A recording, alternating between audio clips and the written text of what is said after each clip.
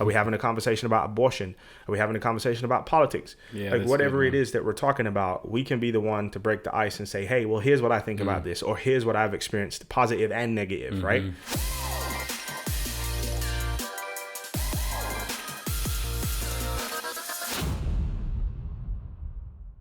All right, guys.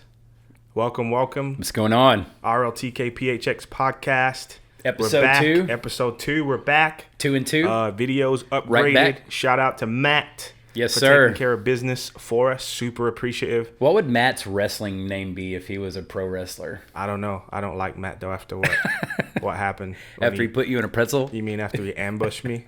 This dude ambushed me at my house. Like while I wasn't paying attention, and I let him come over, eat my food, and then he ambushed me. That's very true. Wrestling Disrespect. It was out of order, and you didn't save me.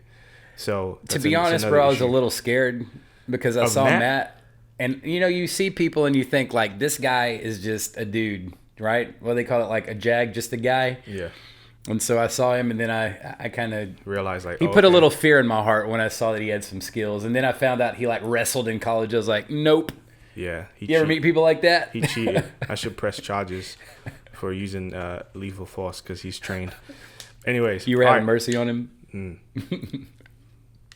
So, yeah, today we wanted to come and just talk to you guys about something that obviously shapes and forms what we do as an organization, and that is the art of conversation, the science or the art, whatever you want to say. I think there's a little bit of both involved. Yeah. And so as we open this thing up, the question we wanted to ask and answer is, why is conversation so important? So I have a couple of thoughts on this, and I'm going to throw it over to you, John. Yeah. I think in the world today, Gen Z or teenagers right now have access to something that we've never quite had access to before, or at least have been raised by something that no other generation has been raised by before, and that is a phone. Yeah. Right? They've had constant access to technology. They've had constant access to information and data.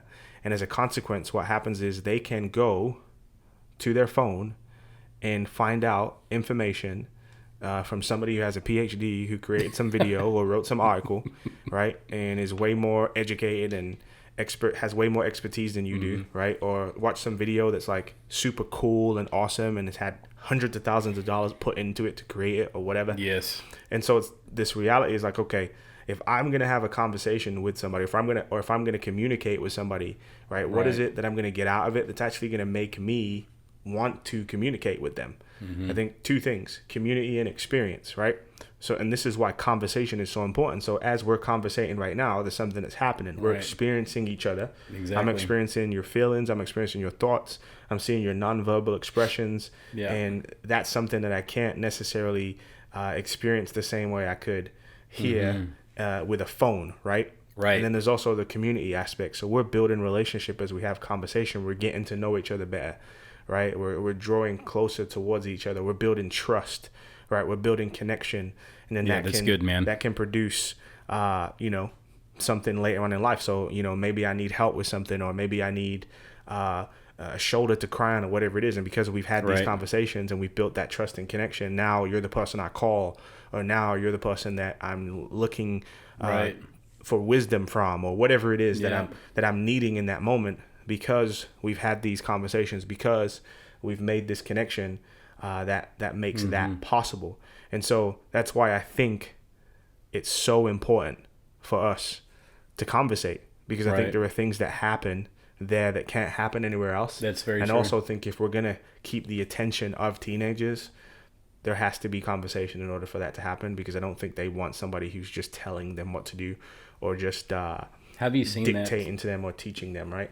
Yeah. Have you seen anything like that specifically? Like, does anything come to mind where you thought when you had a conversation with a person, like you spoke with them before in passing, but then you had a conversation, it was like, wow, we really made headway here? Yeah, I think like just even as I conversate with teenagers on campus, right, and we have conversations, I see in situations where I've got excited and felt like there was something that I needed to tell them and that they needed to know from me. You kind of see their eyes glaze over and then become disinterested as a consequence, right?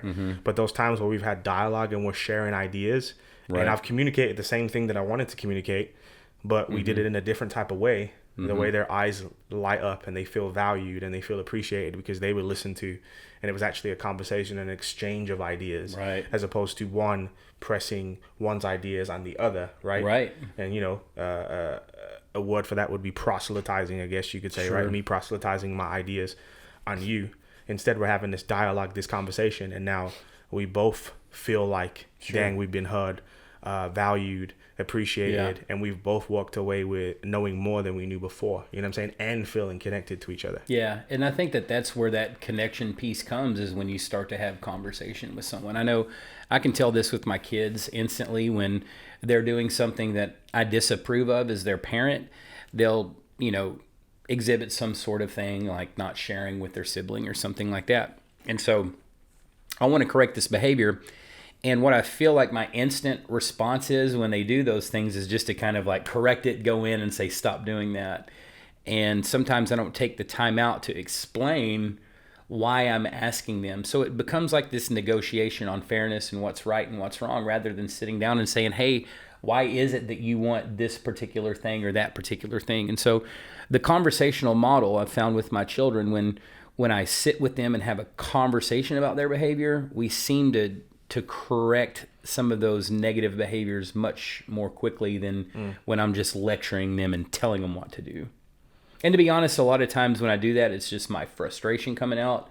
But my question is, that I ask to myself as a father, what am I trying to do with my children? Am I trying to help them become a specific individual who understands why these behaviors are important? Or am I just trying to stop their annoying behavior? And if you focus on just stopping annoying behavior, do you really ever help someone grow and understand? Yeah. Right. And so that's the thing for me. And a lot of times with them, you got to play that balancing game, right? Like, how far is too far? Yeah. But they have to discover that. And what I've found is being there as a person to help talk with them through some of those things, whether they succeed or fail, is much more beneficial than just trying to be a guy who barks orders, Yeah, for sure. Just thinking about that, you kind of bring up something in my mind as, so I'll out myself. So one of the things that I've had to do in my life as just figuring out the things that I've experienced and how they've affected me is spend time with a therapist. So I do that every other week. And so one of the things he's taught me that's really important is this idea of moving from this idea of fear to curiosity, right? And that's so good, man. Instead of protecting myself when I'm having a conversation with somebody because I'm fearful about what it is they're going to say, or I'm fearful about what it is that they're doing and how it's going to affect me or what it's going to say about me, right? And I think this is something that happens, like it happens in my relationship between me and my wife, but I think it happens between parents and their kids. Yes. Because parents are fearful that their kids are doing something that they don't want them to do, or they're And not rightly supposed to be so. doing, right? Yeah, for sure. But what happens is they move out of that fear, shut Yeah. down the conversation, and hey, you don't do that, you're grounded, whatever, Right. whatever. Instead of moving to them towards in curiosity and saying, well, why is it that you're engaging in that? Why is it that you feel like you should do this? What is it that you're going to gain out of doing it? And so then we actually get to the issue, right? We get to the heart of the matter, the root, the reason why the person is even engaging in the behavior or looking to engage in the behavior that That's really we good, believe man. is wrong or negative or whatever is destructive in their life. And as a consequence, once we figure that out, we can actually address that and actually really address the issue. And so instead, what we end up doing is we end up correcting behavior, but we never actually get to the heart of the matter and help people experience heart change and transformation, right? Yeah, so we that's teach good, people man. to hide, right? We teach That's people to true. experience shame and to experience guilt. And as a consequence, they just pretend that they're not doing those things and they do them in some dark corner somewhere else, Yeah, right? that's true. Or they feel this deep sense of shame because this is who I am and I really want this thing. They're but this violating thing their is wrong, principles, right? yeah. I really want this wrong thing. And so that means I'm a terrible, horrible, bad person. And then obviously we get into hopelessness and Man, a that's sense powerful. of depression and all those different types of things that people experience. And then they make really destructive, bad decisions for themselves or for other people. And we're seeing that play out in our world today, right? And I've really seen, not to interrupt, but I've really seen this too, man, piggybacking on what you're saying, that when kids do things or when I used to work for DCS, for example, I deal with teenagers, children of all ages, and there would be some sort of abuse in the home. or some sort of thing that was happening. And a lot of the time, the teenagers or the children would take it upon themselves.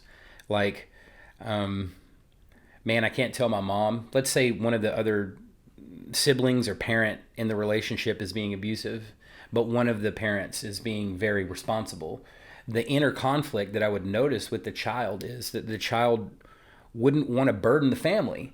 So here you have in this family, literally a child carrying the burden of all of the emotional trauma that's going on. And we underestimate that because sometimes we think that, maybe they're incapable to process what's really going on in the world. And that may be true, but that's the obligation of adults, of wiser people, is to help people who don't have that same understanding, rather than getting annoyed or shaking your head and saying how silly those young people are, right? Well, that is part of being young. And one of the things that I've found with people when I talk to them is I try to put myself in their position when I was a teenager and think, yeah, it makes a lot of sense. What would I have done when I was a teenager? And I think that's what really... What did I do when I was a teenager? What did I do? And if we're honest, it's by so many miracles and help from other people that we ended up in a good place. And sometimes we forget to think of those things, especially when we're an adult dealing with a teenager or a child. We're only thinking about, at least for most parents, I think, or people who care about teenagers, they're thinking about that teenager's well-being. And sometimes the teenager is not even capable of seeing it, that it's their well-being. They're just thinking, I'm trying to take care of my family, right? Or whatever. One of the things I've realized for it's not a sinful motivation, is my point. One of the things I've realized for a teenager is, like, when we talk to them or when we communicate with them, we tell them, well, like, your life's going to work out. There's so many things that are coming your way. Your life's going to be so much bigger than this. You're going to look back and see that this thing was silly. And that may be true. But what we're not recognizing is the reality that is all they know right now. Right. And they can't know anything else. And that is the realest thing ever to them, because they have not experienced 10 years from now yet. They're only living from the vantage point from which they have, which is being a teenager. And so it is the worst thing that could ever happen to them, because it's the worst thing that has ever happened to them. Yeah. So in the future, so far, that might not, exactly. Good. In the future, it may not be true, but it is true presently. And I think sometimes when we don't recognize that, like it's hard for them. It's difficult, right? Because they're like, dang, I get that you're saying this, but that's not real to me right now. Right. Because I don't live where you live and I haven't experienced what you've experienced. That's a great point, man. Wow. So yeah. So we have a couple of things that we like to do when we engage in conversations with teenagers, and we just wanted to share some of those things with you guys, some values that we hold, some principles that we use, and we hope that they're fruitful and helpful for you, and that you can think about them, process them, maybe use some of them, maybe not, or maybe even improve them. This is an open dialogue between us and you, and so drop us a comment. But the first one I want to start with, this is idea of being vulnerable, right? And so what we mean by that is when you're in a conversation with a teenager in particular, right? Sometimes it can be really difficult for them to open up about what it is that they really need to talk about. And if you're a parent, if you're a leader of some sort, usually you have some sort of beat on what it is that's going on, or something that's going awry, because you have experience, right? You've already lived that stage of life. So you can sort of guess what's transpiring in the teenager's life. Yeah. And so one of the things that we can do to begin to break the ice is to be the first one to be vulnerable, to be the first one to share our experiences pertaining to whatever conversation we're having. Are we having a conversation about drugs? Are we having a conversation about sex? Are we having a conversation about pornography? Are we having a conversation about abortion? Are we having a conversation about politics? Like whatever it is that we're talking about, we can be the one to break the ice and say, hey, well, here's what I think about this, or here's what I've experienced, positive and negative, right? And so when we do that, what that begins to shift in the mind of a teenager, in my experience for sure, is that, oh, okay, you're not here to just tell me what's right and wrong. You're actually here to dialogue with me. Like, you're treating me as an equal. You're showing me that, like, you've done good things and you've done bad things too. Yeah, that's part of the human experience. But what you're actually here for is to help me figure out how to make a wise, prude decision. Right. Instead of taking that decision away from me. And so right there, we start to build that connection and trust, so that we can influence them in a positive way, right? Right. Yeah. I mean, the vulnerability thing is such such a big deal, because I think we forget, how much sometimes we look at teenagers, I think, and we think that they think they're cooler than we are, or whatever. And in reality is they are a lot cooler than we are, because they're the closest to what's trendy, right? Yeah. And I think what happens a lot of times with older people is there can kind of be this snobbery that comes with being a little bit older. And we forget that we were teenagers as well. And so kind of like I was saying earlier, putting yourself back into that place of where you were when you were a teenager, how much you were trying to fit in and find your place. And I think that that's what to be honest, man, I think that that's what motivates a lot of behaviors in teenagers, just seeking, trying to find their place, trying to discover, trying to learn, trying to find their identity, that desire for control and autonomy, and I think sometimes, again, I mean, like, what are we trying to do? Are we trying to make connections, or are we trying to just make sure that they do what we want them to do? They do what we want them to do, and they don't inconvenience us or get on our nerves. Yeah. And I think it speaks to this reality in our culture too, that, in the West, what we value is hierarchy, right?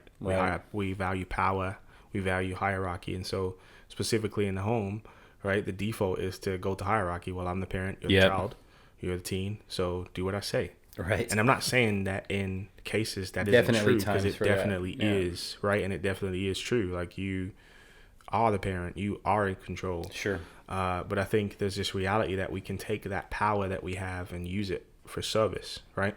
Yeah. And so if we take the power that we have in the home and we stoop down and we engage and say, hey, I want to come alongside you and help you work through this, I think that can be a powerful expression of what it looks like to be kind and loving towards each other as human beings, right? And gain that trust, gain that connection. Because I think that's what every parent wants. Every parent wants to be connected to their teenager. They want their teenagers to love them as much as they love them, right?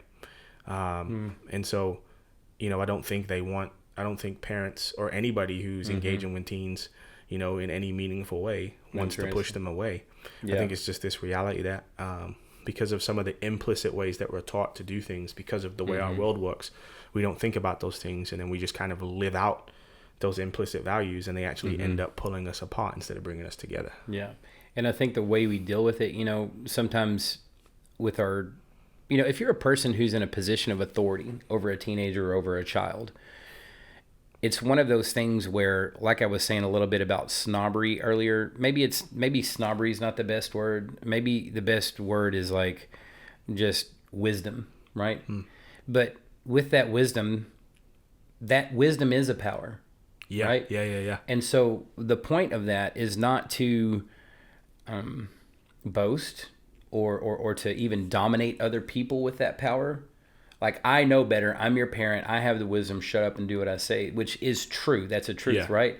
But you're using that truth in a way to dominate the person that you have authority over. Yeah. And domination is super simple, because when you're powerful, it's easy to get someone who's weaker to do what you want with power, with energy, with force, with dominance. Yeah. But if that power comes from a position where, like, it's here to serve. Yep. Rather than dominate, that's a totally different paradigm. Yep. And you have to have an extreme amount of self-control if you're a person who's in a place of authority, to not lose your mind when someone is doing something and then they don't even understand what they're doing. Especially when it's destructive towards themselves too, right? So they're like, they're doing something that's destructive. Exactly. And you find yourself in this space where, like, it's a catch-22, because if you go off on them, they're going to do it anyways. Right. But you feel like if you don't go off on them, they're going to do it anyways. And so in my experience, when we've engaged teens in this way, it's been much more constructive. I know that you looked at the data that said 69% of teenagers actually want to have conversations with their parents. Yes. And this was particularly pertaining to the issue of sex, right? Yeah. They actually want to talk to their parents about it. And if they did, then they'd actually make more conservative decisions. Exactly. And generally speaking, more prudent, when more teens wise. have conversations with their parents, they make more conservative decisions. When they do not have conversations with their parents about issues, they make more experimental decisions, because they're trying to figure out what's right and what's not. Yeah. Well, the research will show you that this generation is extremely risk averse. I mean, this is the generation that grew up post 9/11, right? I mean, this is the Patriot Act generation. who is paranoid about everything. I've seen these memes before that, said something about me when I was a certain age, and then it harkens to teenagers now and how much more knowledgeable than they are. Yeah. How much more knowledgeable they are than we were. And again, this goes back to what we were saying earlier. Knowledge is one thing, but wisdom is another. Yeah, and that's definitely. the thing that I'm really seeing. And that's why I think conversation is so important, that kids can get knowledge. I mean, my kids that I talk to are way more knowledgeable than I was when I was a teenager. Yep. And a lot of that has to do with the phones, with the devices, with the, access to information that they have that we didn't. Yep. But how do you contextualize that information in the world? That calls for wisdom. And that's the one thing that I really see with a lot of teenagers is you're not going to be able to give wisdom to someone if you don't do it conversationally. Yeah. Particularly with, this generation, for sure. I mean, that's kind of my take on what I'm seeing right now. I agree. So let's jump on to another one of my favorites, the validation of unbelief. And this may sound super weird, so let me explain it. There's this reality, right, that oftentimes with teenagers, they may not necessarily believe the same thing that you do, especially when they have an access to a ton of information, right? So they've investigated, they've read up on stuff, they've watched random YouTube videos, good or bad, and those things are informing them concerning the world that they live in. Right. And so chances are when you have a conversation with them, they may actually not believe the same thing that you do. Who would have thought? I mean, that's kind of the same for almost every human being, right? We find out, even if we're from the same faith traditions, that we have nuanced ideas about those faith traditions, right? Right. Or we're from completely different faith traditions or none at all. Right. Or like different worldviews or different politics or whatever it is, right? We find out that we have different belief systems concerning certain things. And so the idea is that when a teenager actually says something to you that is completely different to what you believe, you're to take a moment in that space and actually just basically applaud them for believing something different from you. Right. Now, here's the reason for that.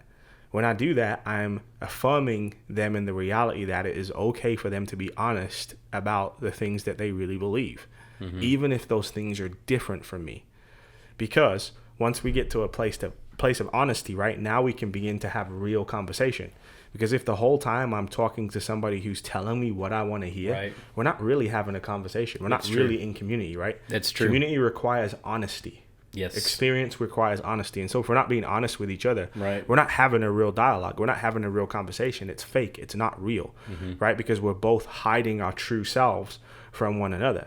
And so nobody's really growing in that situation, right? Right. And so in that moment, if you validate them, you're affirming this reality that like, hey, we may disagree, but I just want to let you know I appreciate the fact you're being honest. And you're teaching them that it's okay for them to be honest with you.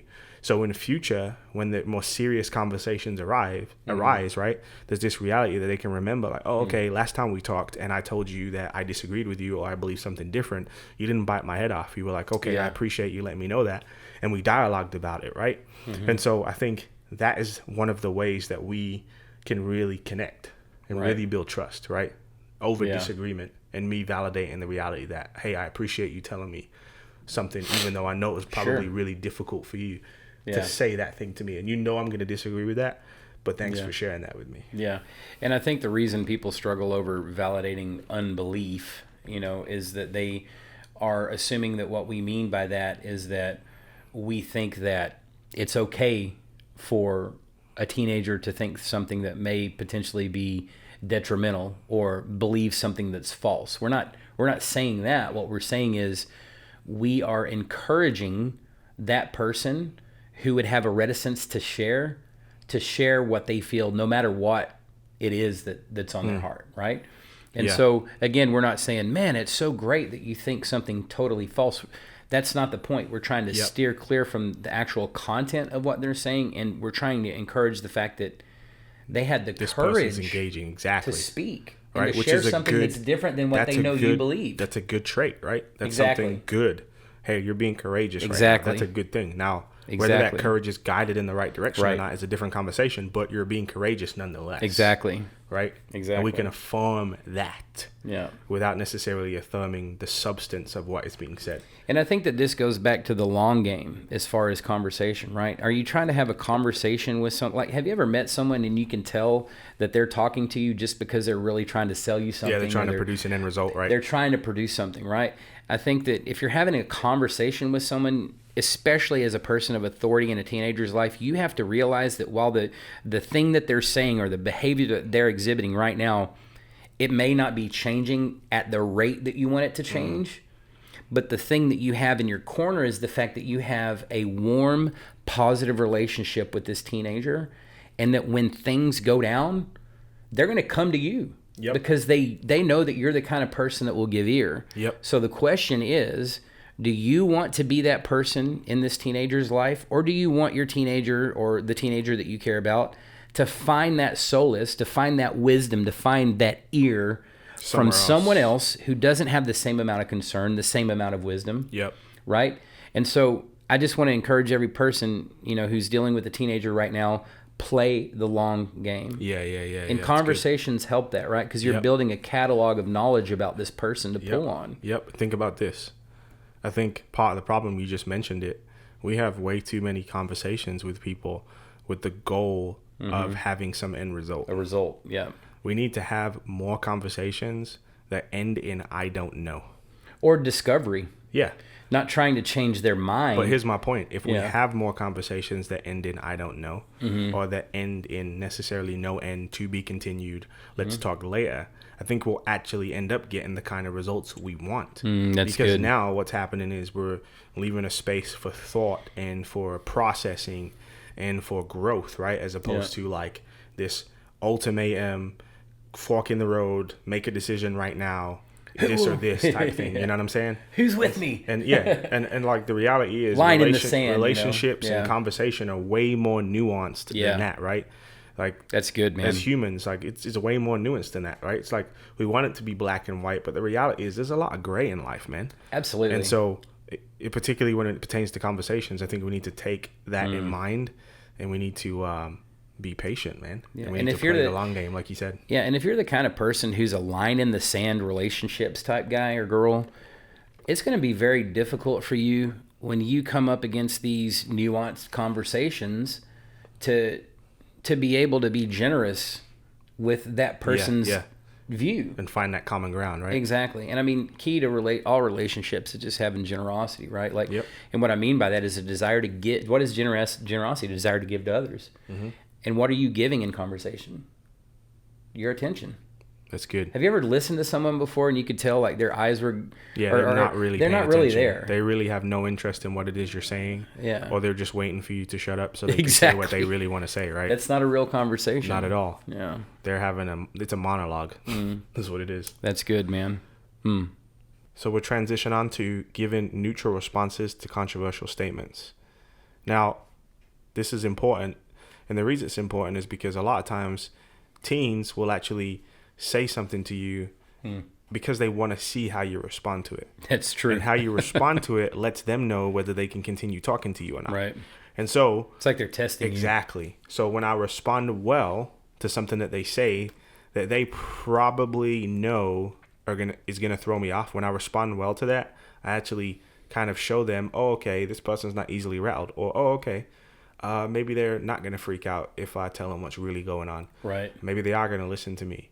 Maybe I am gonna feel appreciated, or maybe I should listen to this person, right?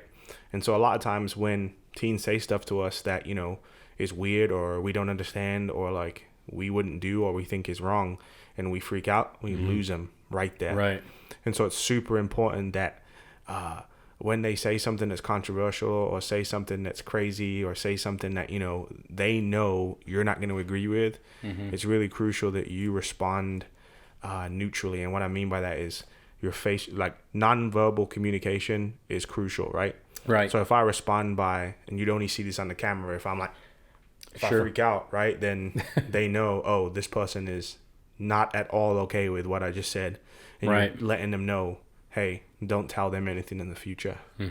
But if I respond, okay, cool, thanks for letting me know that. Yeah. As opposed to, like, I haven't necessarily said that I agree. I just said that I appreciate you let me know. Right. And I didn't respond by freaking out or seeming fazed by what they said. Right. Like, oh, okay, cool. Maybe I can trust this person. And I think this goes back to the idea of playing the long game, right? Yep. When you are desperate to try to get a response from someone, you're always going to be more motivated to press the issue, because your goal ultimately is expedience, to get this thing done and dealt with, and you can just kind of wash your hands and dust it. Yeah, and be over with it. And so I think this neutral response thing, I think maybe some examples would be helpful of that. One of the things that kind of came to my mind in conversation was, let's say I hear something with a teenager that I have a relationship with, and it seems out of the ordinary, the thing that they're saying, or it seems out of character. My natural response as an authority figure in that person's life, if I really care about them, is I'm going to want to respond in accordance with what I'm feeling on the inside. Yeah. And so some way to be neutral in that regard is simply to chuckle or to laugh, that I've found. Because a chuckle or a laugh, and not in a way to deride the person or to make, there's ways you can laugh that can be sinister. Yeah. But there's also ways that you can laugh that's, kind of expressing not confusion, but not judgment, definitely, Yeah. And so that can throw people off and make them think, if they're going to play something with you, like they're testing you, then have some wisdom and respond the same. So a chuckle is something that I've done before with students that say things that, or teenagers that I know, or children that say things that kind of startle me or take me aback, because I don't want to give a knee-jerk reaction. Yeah. And it's kind of a way to get that energy out in a way that's a little bit more neutral instead of freaking out, right? Instead of screaming or shouting or whatever. So that's one thing I've tried to. Do you have anything that you think we sometimes say too, like, tell me more about that? Or yeah, I mean, obviously there's the opportunity to ask the question, right? But I think you have to be in the right frame of mind. The reality is that sometimes you can get caught out in a moment, but how you respond in that moment is really important. Now, obviously, I'm from England. We're naturally a little bit more stoic, so it's real easy for me to just not respond, because that's kind of how I was raised. And so I know Americans tend to be a little bit more demonstrative, absolutely. Right? And so I think just being in the conversation, you got to be cognizant of walking in, and as best as you can, have something in your back pocket, a way that you can respond, right? Yeah. And try and respond in the most neutral way possible to avoid making them feel like, oh snap, I can't really tell them what's going on, right? And I think reactions are so important. How we react when people share information. What is it? Communication, nonverbal communication is like 90% of how people interpret. Right. So inflection, the way you inflect your voice, your facial expressions. Yep. Those things actually, truly communicate what it is you're trying to communicate, because we can say the same thing twice and it can communicate two different things, right? Depending on how we say it and how we use our bodies and those different types of things, and where we pause, etc. So last thing I want to bring up is this idea of becoming a student. And I think this might be my favorite, and I think it might possibly be one of the most important things we do. And it really ties in with this idea of conversation, right? So if I'm having a conversation with somebody, it's a dialogue, and it's an opportunity not for me to just teach you, but for us to learn from each other. And so I think a lot of times what can happen is a teen may, because of technology, right, and because of the reality that they have access to a ton of data and a ton of information, there's things that they can know that we just don't know. Right. And so I remember before I was having a conversation with a young lady that I know, and at that point in her life, she was identifying as non-binary. Right. What do you mean by that? And so basically it means no gender, or like basically being okay with being called whatever gender somebody else wants to call them. Now that's the definition she gave me. Gotcha. I had no idea at the time, so I'm just like, okay. So I had an option, right? I could in that moment freak out because I didn't know what that meant. Right, gotcha. Or it gave me an opportunity to become a student and say, hey, you, Explain this teenager, to me. teach me something. I said, hey, I don't know what that is. Like, can you teach me? Can you show me? Can you explain it to me? Like, can how do you help hold me that? understand? How do you hold that in your head too, though, when they're saying stuff that you feel like? This goes back to the thing we were speaking about earlier, when information kind of takes you aback, or you're not sure how to respond. She's sharing something. You said, obviously we're becoming a student, so your approach is tell me more about this. But Yeah. the thing that seems a little, obviously you want to help untie some of the knots I would assume, in her thinking about this issue. Yeah, for But sure. at the same time, you were being presented with something maybe you weren't sure how to help her untie. Yeah, for sure. And so I think ultimately there's this reality, right, that the thoughts and the feelings that people have about particular things are usually produced by some sort of worldview perspective that they have, right? Yeah. And so the real issue, again, is to get to the heart of the matter. It's not that, okay, I'm non-binary, or I'm homosexual, or I'm asexual, or whatever. I don't know. Whatever it is, right? I like to sleep with guys. I like to sleep with girls. I like to sleep with both. Whatever. Right. Right? It's not necessarily the act, right? The outcome doesn't just happen. There's something that's going on internally on the inside of a human being that produces an outcome, right? Right. Whatever the outcome that is, whether it's to love somebody, to hate somebody, to shoot somebody, to, you know what I'm saying? Sure. Like all the things that we do, there's something going on the inside, and experiences that we've had and thoughts that we have that have culminated to this decision that we make to perform or participate in some sort of act. And so what I want to get at is, what is it that brought you to that point where you made the decision that this was who you were, or this is what you should do? And so if I listen, explain that to me, educate me, tell me how you got here, things. right? Yeah, I'm discovering, right?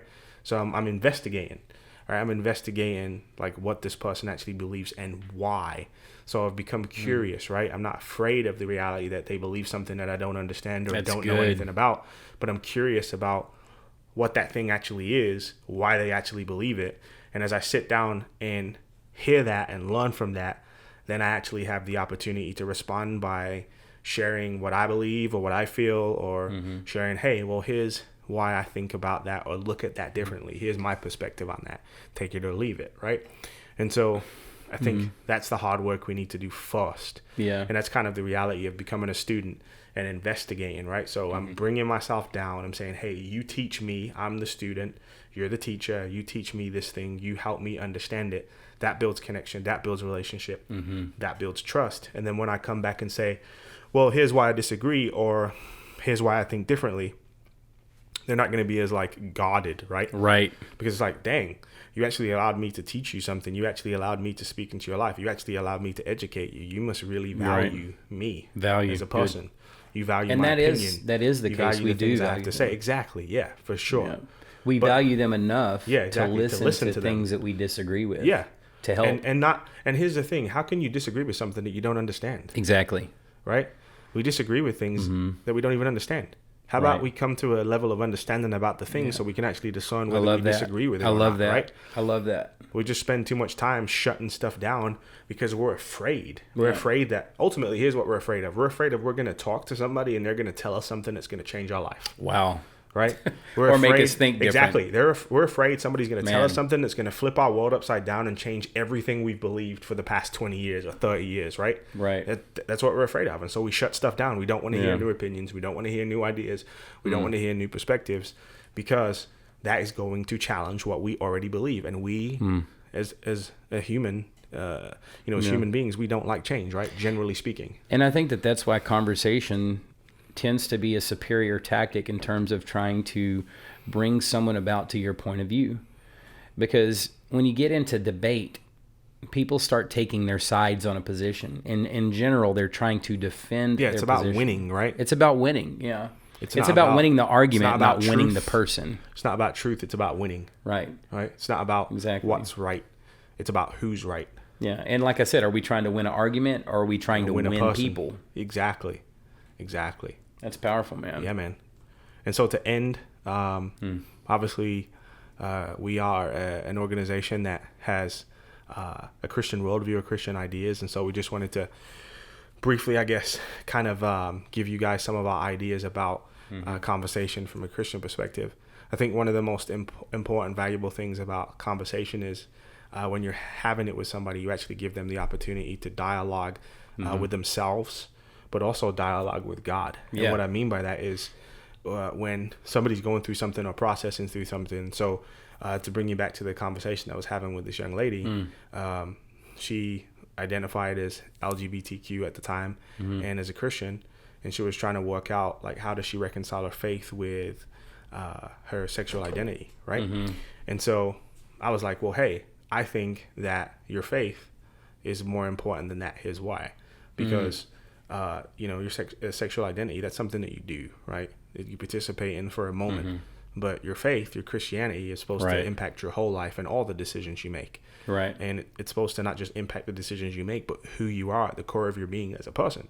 Right. So I think that's actually like bigger than the sexuality thing. And she was like, I've never thought about it that way. And so we kept on talking and kept on dialoguing. And she was like, well, ultimately, I just believe, that whatever I do in the body doesn't matter because Jesus saves. So as long as I believe in Jesus, I'm good. And so then I was like, well, that's true. Jesus does save. But also there is this reality that like what we do in the body matters. How we live matters. The decisions that we make matter. Because, the Bible talks about these realities that like God is going to hold us accountable for the things that we do in the body. And that the things that we do in this world are actually a demonstration of what we truly believe.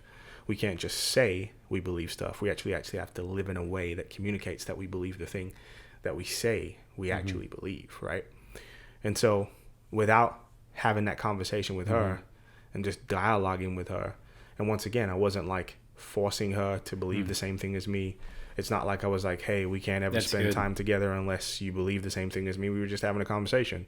I presented her with ideas. She presented me with ideas. Yeah. And we both walked away closer, more connected, disagreeing at the time. But at the same time, like understanding each other and both leaving with things to think about in that conversation.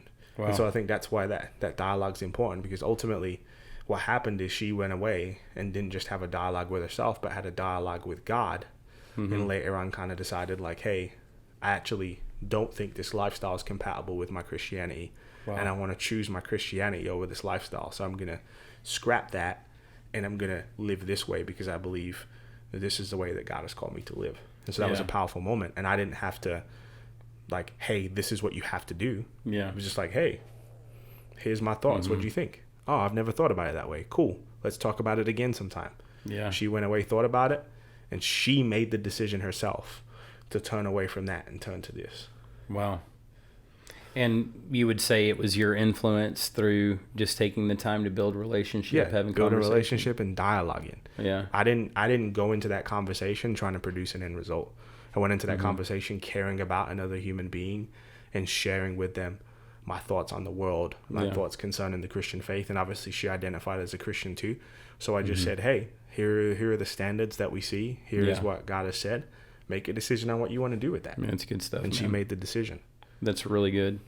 As far as a scriptural anchor on those things that you're saying, I've often thought, when it comes to influencing people for spiritual things or faith in Jesus Christ, like we believe that, Jesus Christ is Lord and Savior, right? And we believe that from the teachings of our faith, right? And the traditions of Christians that have come before us. So there's a lot of reasons for Christians to have the worldview that they have. But when it comes to influencing others, I've often thought, like, why did we get into this place where Christianity is extremely polarized and Christianity is viewed as the oppressor? Whereas obviously, when it comes to our faith, that we have power, as you were mentioning earlier, but when did that power kind of seem to be more about winning than it did about having conversation with people like we're talking? Because that seems to be more passive, I guess you might say. Less winning, And often I've just struggled. Where do you look in the scriptures? And there's two that I think are really helpful for me. Isaiah chapter 1, come now, let us reason together, like though your sins are scarlet, they shall be white as snow. And one of the things that I've felt like from the scriptures, what inspired me on that was that God's not scared to have conversation with us. And if God himself's not scared of conversation, then why are human beings scared of conversation with each other? Yeah. And then as well in 2 Corinthians 10, it talks about helping to take thoughts captive, right? And making them obedient to Christ. Yep. Part of what Christians might call spiritual war or spiritual battle. Yeah. I think in the Islam tradition, it's like jihad or something like that, like a holy war. Yeah. For the Christian view, it might be a holy war with oneself. Yeah, right, and that's in terms of warring with your desires and your fleshly appetites and your treatment of other people, not literal physical, right? And so 2 Corinthians has always kind of served as a baseline for me. I realize when I'm talking to people, I'm not just having a conversation, I'm doing spiritual war. You know, now that warfare does not have to be, swords and guns. And a lot of times, spiritual warfare has been just that saber rattling, and then intentionally sometimes, things that are aggressive means. Yeah. But I think again, this goes back to our conversational model, Isaiah 1 as well. We see in 2 Corinthians 10 that there is this aspect of having conversations with people and it having the potential to produce repentance in their lives. Yeah, it's dope. You see that in those two passages. Yep. Cool, man. Yeah. All right. Podcast episode 2 in Good the stuff. books. Hope you enjoyed it as much as we did. We'll be back again soon. If you like what you heard, follow. Yep. Share. We're on YouTube. Yep. Share. We're on Spotify and all other major platforms. We'll be posting it. Looking forward. Drop comments. Drop questions. You can message us on Instagram. You can message us on Facebook. You can shoot us an email. Whatever. Love to dialogue with you guys. Love Absolutely. y'all. Thanks for love you guys. Looking in, dialing in, listening in, watching, whatever it is you're doing. We'll see you guys soon. Peace.